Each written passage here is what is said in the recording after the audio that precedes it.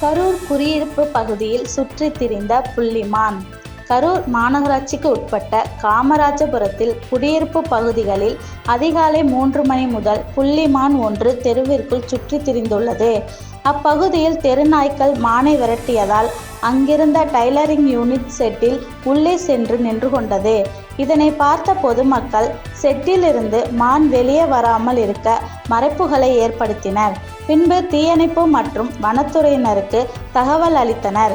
விரைந்து வந்த தீயணைப்புத்துறை வீரர்கள் மானை லாவகமாக பிடித்து அதன் கண் மற்றும் கால்களை பிடித்து கட்டி வாகனத்தில் ஏற்றி தீயணைப்பு நிலையத்திற்கு எடுத்துச் சென்றனர். அவர்களிடமிருந்து வனத்துறையினர் பெற்று சென்றனர். கடந்த 1 மாத காலமாக இந்த புள்ளிமான் வெண்ணமலை பகுதியில் பொதுமக்கள் பார்த்த நிலையில் தற்போது கரூர் நகரில் குடியிருப்பு பகுதியில் சிக்கியது. வனமே இல்லாத கரூர் நகரில் புள்ளிமான் பிடிபட்டது பார்ப்பவர்களை ஆச்சரியத்தில் ஆழ்த்தியுள்ளது.